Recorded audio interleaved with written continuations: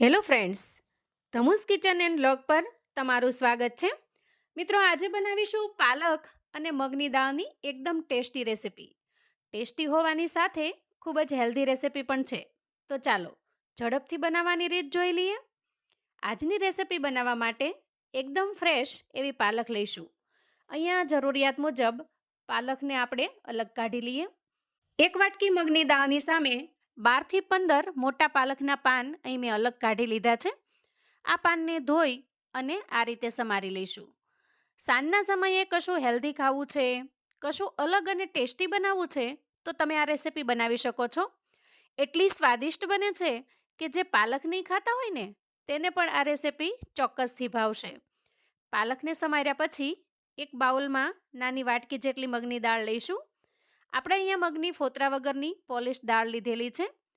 અહીં પાલક અને મગની દાળના કોમ્બિનેશનથી એકદમ ટેસ્ટી અને મસ્ત રેસિપી બનશે. આ દાળને જોઈ અને પછી આપણે એને ધોઈ લઈએ. ત્યાર પછી થોડા મસાલાની તૈયારી કરી લઈશું. એક મોટું ટમેટું લઈશું અને 2 મીડિયમ સાઇઝની ડુંગળી લઈશું. બંનેને સમારી લઈએ. આ રેસિપીને તમે શાક, રોટલી, ભાખરી કે ભાતની જગ્યાએ ખાશો તો પણ ખૂબ જ સ્વાદિષ્ટ અને મસ્ત લાગશે.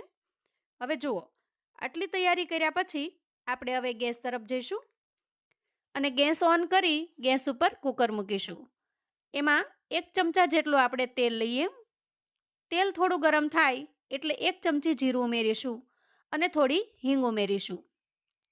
જીરું સરસ સતળાઈ જાય એટલે સમારેલી ડુંગળી ઉમેરી દઈએ અને ત્યાર પછી તરત જ આપણે એમાં ટમેટાં પણ ઉમેરી દઈએ. હવે અહીંયા 5 થી 7 લસણની કળીઓને મેં ઝીણી ઝીણી સમારી લીધી છે, નાના પીસ કરી લીધા છે, એને ઉમેરી દઈએ. ત્યાર પછી બધી જ વસ્તુને સારી રીતે મિક્સ કરી લઈએ. અહીંયા આપણે ડુંગળીનું કાચાપણું દૂર થાય અને ટમેટાં એકદમ સરસ સોફ્ટ થઈ જાય ત્યાં સુધી સાંતળી લેવાના છે. સરસ રીતે સતળાઈ જાય પછી રૂટીન મસાલા કરી લઈએ. તો સૌથી પહેલાં સ્વાદ પ્રમાણે મીઠું ઉમેરી દઈએ.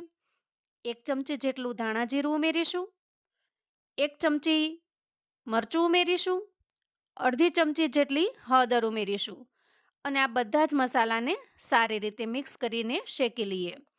અહીંયા મસાલા સરસ રીતે તૈયાર થઈ ગયા છે તો એમાં સમારેલી પાલક પણ ઉમેરીશું અને સાથે સાથે પાણીમાં પલાળી રાખેલી મગની દાળ પણ ઉમેરી દેવાની છે અને ત્યાર પછી પોણા ગ્લાસ જેટલું આપણે પાણી ઉમેરીશું. બધું જ સરસ રીતે મિક્સ કરી ઢાંકણ ઢાંકી અને કુકરની આપણે 3 સીટી કરી લેવાની છે. સીટી થયા પછી કુકર થોડું ઠંડુ થાય એટલે ઢાંકણ ખોલીશું. જુઓ, અહીંયા એકદમ હેલ્ધી ટેસ્ટી એવી સરસ વાનગી બનીને તૈયાર છે. અને દાળ થોડી જો જાડી લાગે તમને તો અહીંયા તમે અડધા ગ્લાસ જેટલું પાણી ઉમેરી અને બેલેન્સ કરી શકો છો. એકદમ સરસ કન્સિસ્ટન્સીમાં આવી જશે. ગેસની ફ્લેમને આપણે અહીંયા ધીમી રાખી દાળને થોડીવાર થવા દેવાની છે. ધીમી ફ્લેમે દાળ સરસ રીતે તૈયાર થઈ જાય છે અને ત્યાં સુધીમાં આપણે ઝીણી સમારેલી કોથમીર પણ ઉમેરી દઈએ. આ રીતે ઢાંકણ ખોલી જરૂર જણાય તો પાણી ઉમેરી દેવાનું, જેથી દાળ છે એ એકદમ સરસ કન્સિસ્ટન્સીમાં આવી જશે. થોડી ઉકળવા પણ દેવાની, જેથી સરસ ઘટ્ટ અને ટેસ્ટી બનશે.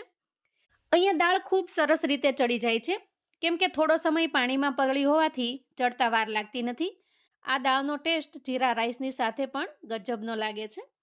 સાંજના સમયે કશું ટેસ્ટી અને સાથે સાથે ઝડપથી બને એવું બનાવવું હોય તો તમે આ રેસિપી બનાવી શકો છો. સિમ્પલ મસાલા સાથે ખૂબ જ ટેસ્ટી બને છે અને એક વખત બનાવશો ને તો વારંવાર આ દાળ બનાવવાનું ચોક્કસથી મન થશે, એ ગેરંટી છે. અને હા, જો તમારે રોટલી, ભાખરી, પરાઠા કે ભાત નથી બનાવવા તો આ દાળને તમે આ રીતે પ્લેન સિમ્પલ પણ ખાઈ શકો છો અને પીરસી પણ શકો છો. તો જો દાળ થઈ ગઈ છે તૈયાર. અહીંયા ગેસની ફ્લેમને આપણે બંધ કરીશું. એકદમ ગરમા ગરમ દાળ બનીને તૈયાર છે. આપણે કોઈ વધારાના એક્સ્ટ્રા મસાલા આના અંદર એડ કર્યા નથી. એકદમ સિમ્પલ મસાલાથી ઘરની વસ્તુઓથી જ આપણે બનાવીને તૈયાર કરી છે. બપોરે ઝટપટથી કશું બનાવવામાં અથવા તો સાંજના સમયે કશું ટેસ્ટી ખાવામાં તમે આ બનાવીને તૈયાર કરી શકો છો. 100% મિત્રો, આ રેસિપી તમને ખૂબ જ પસંદ આવશે. હવે આપણે દાળ માટે એકદમ સ્પેશિયલ વઘાર બનાવીશું. તો અહીંયા વઘારિયાની અંદર હું 1 ચમચી જેટલું ઘી લઉં છું. ઘી થોડું ગરમ થાય એટલે આપણે એમાં અડધી ચમચી જેટલું જીરું એડ કરીશું અને અડધી ચમચી જેટલું અહીંયા લાલ મરચું એડ કરીશું. જો એકદમ સરસ વઘાર બનીને તૈયાર થઈ ગયો છે. હવે આપણે ઉપરથી આ વઘાર એડ કરી અને દાળને સર્વ કરીશું. તો અહીંયા તમે જોઈ શકો છો દાળનો લુક એકદમ મસ્ત દેખાઈ રહ્યો છે. અને ત્યાર પછી 1 ચમચી જેટલી મલાઈને મેં આ રીતે ફેંટી લીધી છે. એને પણ આ રીતે ગાર્નિશિંગ કરી લઈએ. મલાઈ એડ કરવાથી ટેક્સચર એકદમ સરસ ક્રીમી બની જાય છે. અને તમે જુઓ લુક કેટલો મસ્ત લાગે છે, એકદમ રેસ્ટોરન્ટ સ્ટાઇલ. તો મિત્રો, આવું અવનવું જાણવા માટે અને મને સપોર્ટ કરવા માટે ચેનલ પર જો તમે નવા છો તો ચેનલને સબસ્ક્રાઇબ કરો.